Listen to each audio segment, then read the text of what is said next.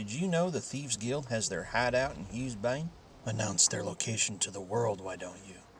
Relax. No one heard me say that. Hey, that guy said the Thieves Guild has their hideout in Hughes Bane.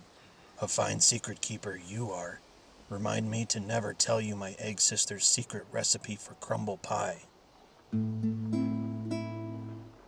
Anyway, I had to go there to clear a bounty on my head after accidentally stealing a feather quill.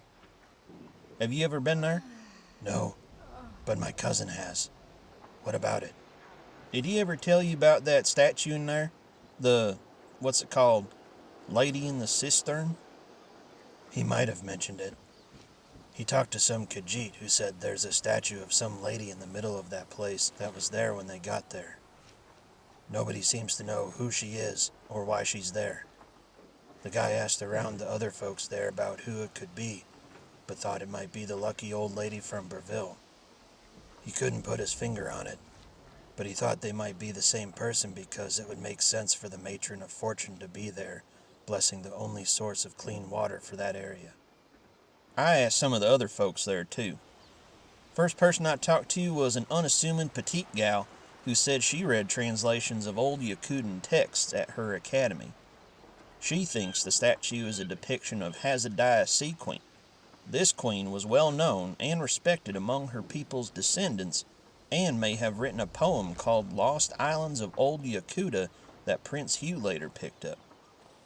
She showed me how the creature wrapped around the lady is a sea serpent.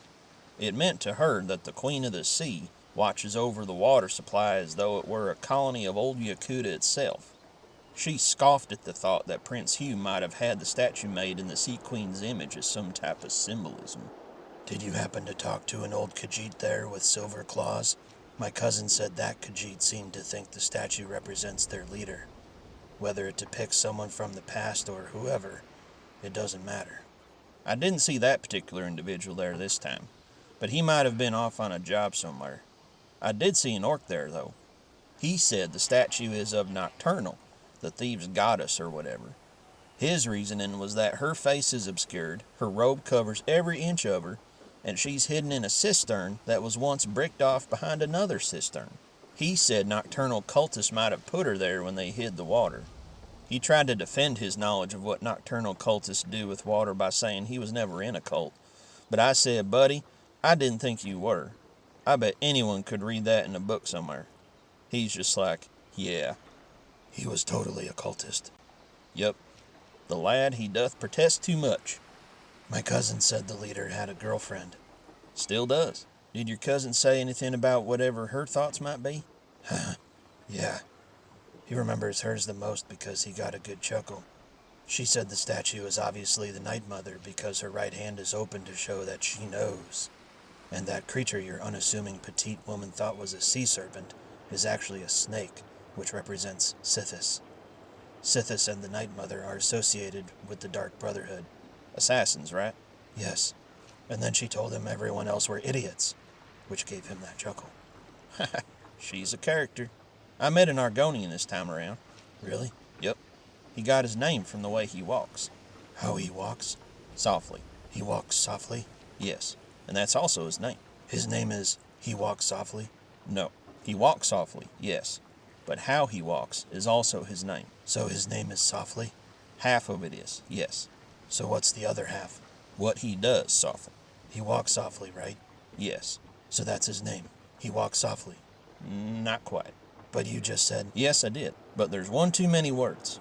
Think of your own name. Sings-And-Dances. Now think of what he does and how he does it. He walks softly. 2/3 of that is right. But we'll be here all day playing who, what, I don't know. Anyway, this Argonian who walks softly... Oh, I just got it. You did, huh? Took you long enough.